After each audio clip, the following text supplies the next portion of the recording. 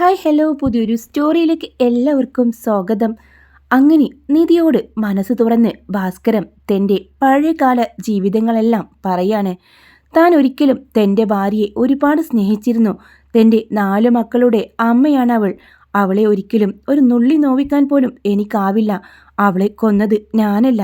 പക്ഷേ അവളുടെ മരണകാരണം എൻ്റെ തലയിൽ കെട്ടിവെച്ചു. അത് തൻ്റെ മൂത്ത ജ്യേഷ്ഠനാണെന്നും അവൻക്കും തൻ്റെ പെങ്ങൾക്കും സ്വത്തിൽ തന്നോട് വല്ലാതെ ദേഷ്യവും പകയാണ്. അതിൻ്റെ പേരിൽ മാത്രമാണ് താൻ ജയിലിൽ കിടന്നെന്നും പിന്നെ അവളില്ലാതെ ഈ വീട്ടിൽ ഒരു നിമിഷം പോലും നിൽക്കാനാവാത്ത ഞാൻ ജയിലിൽ തന്നെയാണ് നല്ലതെന്ന് എനിക്ക് തോന്നി. അങ്ങനെ ഞാൻ എല്ലാം സമ്മതിച്ചത്. തൻ്റെ മക്കൾക്ക് വേണ്ടിയാണ് ഞാൻ ജയിലിൽ പോയത്. അവരെ സുഭാഷ് നന്നായിട്ട് നോക്കുമെന്ന് എനിക്കറിയാമായിരുന്നു.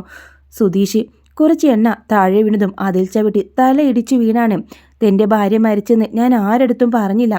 എല്ലാത്തിനും കാരണക്കാരൻ അതെ എൻ്റെ ഏട്ടനാണെന്നൊക്കെ പറഞ്ഞ് നിധിയോട് എല്ലാം പറയുന്നുണ്ട്. അച്ഛനെ മനസ്സിലാക്കാതെ പോയ 4 ആൺമക്കളെന്ന കാര്യം നിധി ഓർക്കാണ്. അച്ഛന് മദ്യപാനിയും ഇതുപോലെ പുകവലിക്കാൻ തുടങ്ങിയത് ടെൻഷൻ കുറക്കാനാണെന്ന് അവൾക്ക് മനസ്സിലാകുന്നുണ്ട്.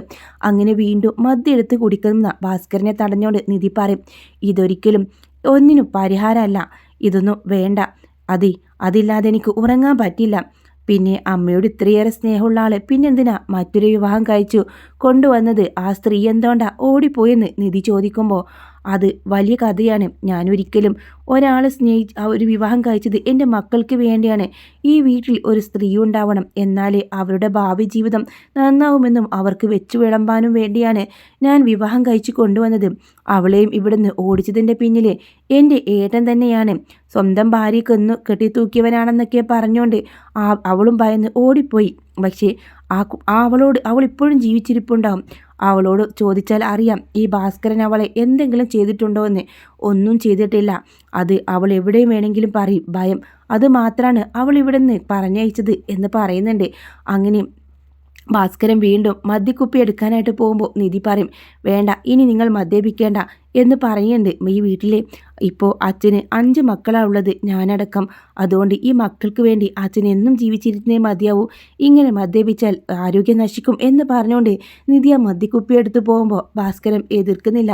ഒരുറ്റി കണ്ണുനീർ അയാളുടെ കണ്ണിലൂടെ ഒഴുകുന്നുണ്ടായിരുന്നു. അങ്ങനെ അന്ന് രാത്രി എല്ലാവരും ഭക്ഷണം കഴിക്കാണ്. ആ ഒരു സമയത്ത് ഭാസ്കരൻ പുറത്ത് എന്തോ ചിന്തയായി നിൽക്കുന്നുണ്ട്. അച്ഛനെ കഴിക്കാൻ വിളിക്കുന്നില്ലേ എന്ന് നിധി ചോദിക്കുമ്പോൾ സുഭാഷ് പറയും, അച്ഛൻ കുറച്ച് കഴിഞ്ഞിട്ട് കഴിച്ചോളും. അന്ന് തന്നെ അച്ഛൻ ഇവിടെ വന്നിരുന്നിട്ട് എന്തൊക്കെ അലമ്പാ ഉണ്ടാക്കിയത്? അച്ഛനൊന്നും വേണ്ട, നമുക്ക് ആദ്യം കഴിക്കാം എന്ന് നികേഷ് പറയുമ്പോൾ അത് വേണ്ട, നമുക്ക് എല്ലാവർക്കും ഒരുമിച്ചിരുന്ന് കഴിക്കാം. നമ്മളെല്ലാവരും ഒരേ വീട്ടിലല്ലേ താമസിക്കുന്നത്. അച്ഛൻ വാ എന്ന് പറഞ്ഞുകൊണ്ട് നിധി ഭാസ്കരൻ്റെ അടുത്തേക്ക് വരുന്നുണ്ട്. എന്നാ ദിനം എല്ലാവരും ഭക്ഷണം വിളമ്പി, നമുക്ക് ഒരുമിച്ചിരുന്ന് കഴിക്കാം. നിങ്ങൾ കഴിച്ചോളൂ, എനിക്കിപ്പോൾ വേണ്ട. അത് പറഞ്ഞാൽ പറ്റില്ല, നമുക്ക് എല്ലാവർക്കും ഒരുമിച്ചിരിക്കാം എന്ന് പറഞ്ഞ് ഭാസ്കരനെ വിളിക്കുമ്പോൾ നിധി വിളിക്കുമ്പോൾ ഭാസ്കരന് വരാതിരിക്കാൻ കഴിയുന്നില്ല. അങ്ങനെ എല്ലാവരും ഇരുന്ന് ഭക്ഷണം കഴിക്കാനും. നിങ്ങളെന്താ പരസ്പരം സംസാരിക്കാത്തത്? ഞങ്ങളുടെ വീട്ടിലാവുമ്പോൾ മേശപ്പുറത്തിരുന്ന് ഭക്ഷണം കഴിക്കണ സമയത്ത് എല്ലാവരും പരസ്പരം സംസാരിക്കായിരുന്നു. എന്ത് സംസാരിക്കാനാണ്? ഇതല്ലേ അച്ഛനെ എന്ന് ചോദിക്കുന്നുണ്ട് സുധീഷ്. അതെ, അച്ഛനെന്നും അച്ഛൻ തന്നെ. ആ ഒരു റെസ്പെക്റ്റോട് കൂടെ വേണം സംസാരിക്കാൻ. ഇങ്ങനെ മാറി നിന്ന് സംസാരിക്കരുത്. യഥാർത്ഥത്തിൽ ഈ അച്ഛൻ്റെ മഹത്വം നിങ്ങൾ മനസ്സിലാക്കണം. 4 ആൺമക്കളും നിങ്ങളുടെയൊക്കെ മനസ്സിൽ അച്ഛന് എന്നും ഒരു കൊലപാതകനല്ലേ? നിങ്ങളുടെ അമ്മയെ കൊന്ന് ജയിലിൽ പോയവനെ അതാണോ സത്യമെന്ന് എന്നെങ്കിലും നിങ്ങൾ ആരെങ്കിലും അന്വേഷിച്ചിട്ടുണ്ടോ? ഇത്രയും വർഷം അച്ഛന് എന്താണെന്നും അച്ഛനെക്കുറിച്ചും നിങ്ങൾക്ക് മനസ്സിലായിട്ടില്ലേ? എപ്പോഴൊക്കെയോ സുഭാഷേട്ടൻ പറഞ്ഞത് കേട്ടു, അച്ഛനത് ചെയ്യില്ലെന്ന്. ഇപ്പോഴും ഞാൻ വിശ്വസിക്കുന്നില്ലെന്ന്. അച്ഛനത് ചെയ്യില്ലെന്ന് സുഭാഷേട്ടൻ്റെ മനസ്സിലുണ്ട്. പക്ഷേ എന്താണെന്ന് സത്യമെന്ന് അച്ഛനോട് പോലും സുഭാഷേട്ടൻ ചോദിക്കാൻ തയ്യാറായിട്ടില്ല. ആ മനുഷ്യനും പറയാനുണ്ട് ഒരുപാട്. ആ ഹൃദയവും നിങ്ങൾക്ക് വേണ്ടി നീറുന്നുണ്ട്. ഏത് നിമിഷവും തൻ്റെ മക്കളെക്കുറിച്ച് മാത്രമാണ് ആ ഹൃദയത്തിലുള്ളത്. അത് എപ്പോഴെങ്കിലും നിങ്ങൾക്ക് മനസ്സിലായിട്ടുണ്ടോ? നിധിയുടെ ചോദ്യത്തിന് മുമ്പിൽ 4 മക്കളും പകച്ചു നിൽക്കാണ്. ശരിയാണ്, ഒരിക്കൽ പോലും അച്ഛനോട് ഞങ്ങൾ ചോദിച്ചിട്ടില്ല, മാന്യമായിട്ട് പെരുമാറിയിട്ടില്ല. ഇടയ്ക്കൊക്കെ അച്ഛനോട് നല്ല രീതിയിൽ പെരുമാറുന്നത് സുഭാഷേട്ടൻ മാത്രമാണെന്ന് നികേഷ് ഓർക്കുന്നുണ്ട്. അങ്ങനെ അച്ഛന് ആ സമയം ഇതൊന്നും ശ്രദ്ധിക്കാതെ ഭാസ്കരൻ കഴിക്കായിരിക്കും. ഭാസ്കരൻ കഴിച്ചു കഴിഞ്ഞ് കഴുകി പുറത്തേക്ക് പോവാണ്. മറ്റുള്ളവരെല്ലാം ഭക്ഷണപാത്രവും എടുത്തുകൊണ്ട് ഇങ്ങനെ നിൽക്കായിരിക്കും കേട്ടോ. ഒരിക്കലും നമ്മളൊരു മനുഷ്യനെ തള്ളി പറയാൻ പറ്റില്ല. അയാൾ അങ്ങനെ ആവേണ്ട സാഹചര്യമൊക്കെ ഉണ്ടായിരിക്കാം. പക്ഷേ നിങ്ങൾ 4 മക്കളല്ലേ, ആ മനുഷ്യൻ്റെ കരുത്തും തണലും. അപ്പോൾ നിങ്ങളല്ലേ ചോദിക്കേണ്ടത്, നിങ്ങൾ എപ്പോഴെങ്കിലും അമ്മയുമായിട്ട് അച്ഛൻ വഴക്കിടുന്നത് കണ്ടിട്ടുണ്ടോ? നികേഷിന് മാത്രമേ ഈ കാര്യം ഓർമ്മയുണ്ടാവാതിരിക്കുള്ളൂ. പക്ഷെ 3 പേർക്കും ചെറിയ ഓർമ്മയെങ്കിലും ഉണ്ടാവില്ലേ? ആ സമയം സുധീഷും കണ്ണു നിറഞ്ഞ് പറയുന്നുണ്ട്, ശരിയാ, അമ്മയടുത്ത് ഒരിക്കലും അച്ഛൻ വഴക്കിടാറില്ല. ഇടയ്ക്കൊക്കെ മദ്യപിച്ച് വരുന്നെങ്കിലും അച്ഛനത് പതിവാക്കാറില്ലായിരുന്നു. ഒരു ഭാഗത്ത് പോയി കിടന്നിറങ്ങും, അത്രേ ഉള്ളൂ. സുധീഷും ഇത് തന്നെ പറയാണ്. ഹരീഷും തൻ്റെ ഓർമ്മയിലും അങ്ങനെയില്ല. പിന്നെ എന്തുകൊണ്ടാണ് അമ്മ മരിച്ചപ്പോൾ അച്ഛൻ കൊന്നതാണെന്ന് നിങ്ങൾ വിശ്വസിച്ചത്? അത് പിന്നെ എല്ലാവരും നിങ്ങളുടെ വല്യച്ഛനല്ലേ അങ്ങനെ പറഞ്ഞുണ്ടാക്കിയത്. നിങ്ങളെക്കുറിച്ചൊക്കെ നാട്ടുകാരൊക്കെ അത് തന്നെയല്ലേ പറയുന്നത്. എന്നിട്ടും അച്ഛൻ എന്തുകൊണ്ട് മാറ്റി നിർത്തിയത്?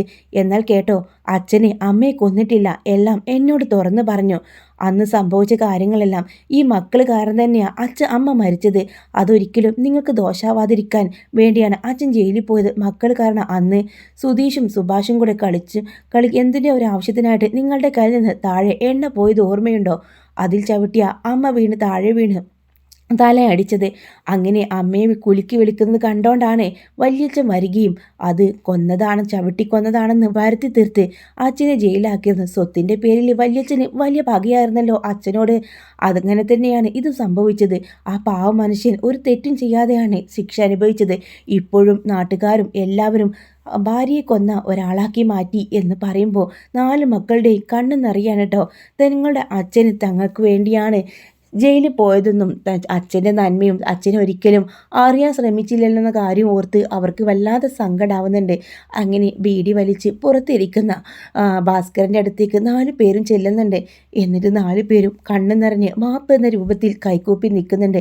എന്താടാ എന്നില്ലാത്ത ഒരു അഭിനയമൊക്കെ നിങ്ങൾക്ക്? എന്താ അച്ഛൻ വലിക്കുന്നതിനും അച്ഛൻ എവിടെ ഇരിക്കുന്നതിനും തെറിയും ദേഷ്യവും വഴക്കൊന്നും ചീത്തയൊന്നും വിളിക്കുന്നില്ലേ? അച്ഛ മാപ്പ് എന്ന് ഹരീഷ് അത് പറഞ്ഞ് അച്ഛനെ കെട്ടിപ്പിടിക്കാട്ടോ. ആ സമയം നികേഷൊക്കെ കരഞ്ഞുകൊണ്ട് തന്നെ സുധീഷും എല്ലാവരും കെട്ടിപ്പിടിച്ച് നിൽക്കുന്നുണ്ട്. ആ സമയം നിറഞ്ഞ കണ്ണുകളോടെ നിധിയൊന്ന് നോക്കി പുഞ്ചിരിക്കാണ്. എന്നിട്ട് കൈക്കോപ്പിയിട്ട് അവൾക്ക് മുമ്പിൽ ഒരു യാചന പോലെ അയാളിങ്ങനെ കൈക്കോപ്പി നന്ദി പ്രകടിപ്പിക്കുന്നുണ്ട്. അങ്ങനെ നിധിയും അങ്ങോട്ട് വരാട്ടോ. ഇതേ ഇനി എല്ലാവരും സന്തോഷത്തോടെ നിൽക്കണം. അച്ഛനെ ഇതൊന്നും മറച്ചു വെക്കേണ്ട ഒരാവശ്യമില്ലായിരുന്നു. ആ സമയം മോളെ ആ കുപ്പി ഇങ്ങ് താടി, എനിക്കൊരെണ്ണം കഴിക്കണം, ഈ സന്തോഷം ആഘോഷിക്കേണ്ടേ. ദേ ഞാൻ പറഞ്ഞിട്ടുണ്ട് ഈ വീട്ടിൽ നിന്ന് മദ്യപിക്കരുതെന്ന്. എവിടെയെങ്കിലും എപ്പോഴെങ്കിലും ആഴ്ചയിൽ ഒരിക്കൽ മാത്രം പുറത്ത് പോയിട്ട് മദ്യപിച്ചിട്ട് വരണം. അല്ലാതെ ഈ വീട്ടിലേക്ക് മദ്യക്കുപ്പി കൊണ്ടുവന്നാലുണ്ടല്ലോ, ഓ ഉത്തരവേ രാജ്ഞി എന്ന് പറഞ്ഞുകൊണ്ട് ഭാസ്കരൻ മുട്ടുമടക്കിക്കൊണ്ട് ആ കട്ടിലിൽ കിടക്കുമ്പോൾ എല്ലാവരും ചിരിക്കാൻ കേട്ടോ. അങ്ങനെ ആ വീട്ടിൽ വീണ്ടും പഴയ ആ ഒരു സ്വർഗം തന്നെ ആയി മാറുകയാണ് കിളിക്കൂട്. വരാൻ പോകുന്ന ഒരു അടിപൊളി എപ്പിസോഡാട്ടോ. അങ്ങനെ ആ ഒരു എപ്പിസോഡിൻ്റെ റിവ്യൂ ആണ് ഇത്. വീഡിയോ ഇഷ്ടമാണെങ്കിൽ ലൈക്ക് ചെയ്യാനും ചാനൽ സബ്സ്ക്രൈബ് ചെയ്ത് സപ്പോർട്ട് ചെയ്യാനും മറക്കല്ലേ.